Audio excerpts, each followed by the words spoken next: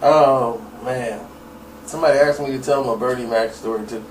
This was one comedian he bombed in Chicago. You know, he worked the comedy circuit. It's just one of them bad nights where he wasn't that good, and I mean nothing he said was jumping at all. And lo and behold, Bernie wasn't even working that night. And when he was bombing, and people was just quiet, like, and then the heckler had better jokes than him. Bernie just took the mic. All right, hey everybody, I'm gonna tell you what that. Shoot, I came up in here, we're all black. I started to wear some blue contact lenses. I'd have messed y'all up, boy. You know you're black when you can put fingerprints on charcoal. Let me tell you. And Bernie just started going to work, man. And when Bernie started going to work, he had everybody dying laughing. You couldn't stop laughing. When you go to a fast food restaurant, why they ask you stupid questions? Do you need a straw?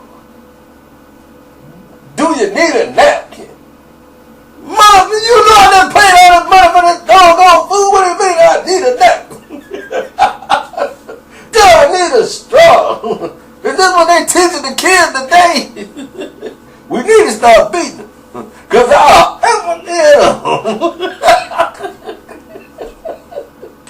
give him an uppercut right to the jaw. I don't care. He can't battle him. Oh, man. Bernie would turn a whole crowd into a whole show. The week before he died, when they was filming Soul Man, right before they wrapped the movie, and this ended up being like a week before he passed, or maybe like, but it was the last stand-up he ever did. In between takes, while they was getting ready, he was on stage, just killing it, doing a stand-up for the people, for free, just right there, just doing comedy, making people laugh. That's what people gonna miss about Bernie. Bernie is natural comedy. He's what you call a comedian. Okay, there's a difference. Like, you'll see a lot of these people who tell jokes, they have good comedic timing, but they're not comedians. And you'll see a lot of these guys in movies. They're like real funny people. Like you'll see Steve Carell, you know, and all these other people who have never really, you'll be surprised, they never really did like stand up. And you'll be like, wow, you're a comedian. It's like, no, he just has good comedic timing. But he's not a comedian. He didn't work the underground comic circuit. They came in as actors. And they didn't make it in action roles or anything else. They started putting them in comedies. So the comedians were getting pushed out and they were just writing the jokes, while the actors were actually being the comedians. You know, Zac Efron, for example. You know, and this was ticking off the comedians. You know, they're like, look, we can do this. You know, we don't want to be off the screen. We can hold our own on the screen too. And Bernie was one of those dudes. You know, they wouldn't give Bernie a show. Bernie, you know what? They won't give me no show, don't you? They're afraid I'm going to say something. So, when he had the Bernie Mac show, he showed he can do a show with no curse. They just think Bernie just going to curse all on the show. The script was so funny when he written it out, but a lot of people didn't like it. Like, man, we used to Bernie being Bernie, man. I'm like, he was still Bernie. He was funny. I mean, you want to do that, pay and see him do stand-up. Because you're going to get your money's worth with Bernie. But that's what you're going to miss about Bernie, man. He had a very big heart. This city loved Bernie Mac.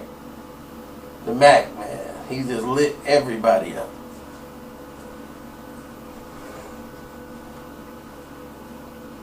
When you talk about blackjack, they don't want a black man doing nothing. They might as well call it white jack. He had Matt Damon on the floor with that for some reason. I don't know why. Matt Damon couldn't even breathe. He said that like Matt Damon just hit the floor. He just couldn't even breathe. He was all red.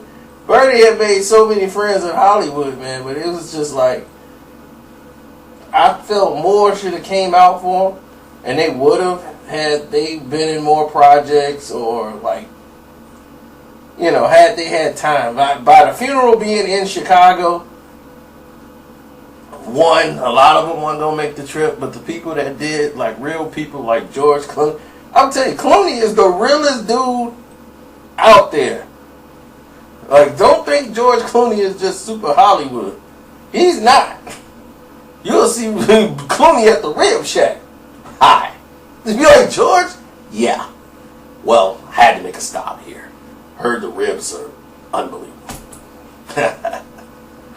You're like, man, that's my guy.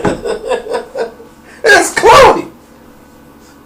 He hung out with 666 Mafia, kicked it with them, and everybody else was ignoring them, treating them, giving them the hi-hat. He went over there and kicked it with them. That's Clooney. Clooney can get in anywhere. So, and that's why Blood Brothers love Clooney. He got a pass. I ain't got a pass in certain places. Clooney got it. But, yep. He came there and showed love to Bernie, man. So, yeah, we always miss Bernie, man. But that's it. I just wanted to do that for that fan. The one fan that asked me about Bernie. I'm out.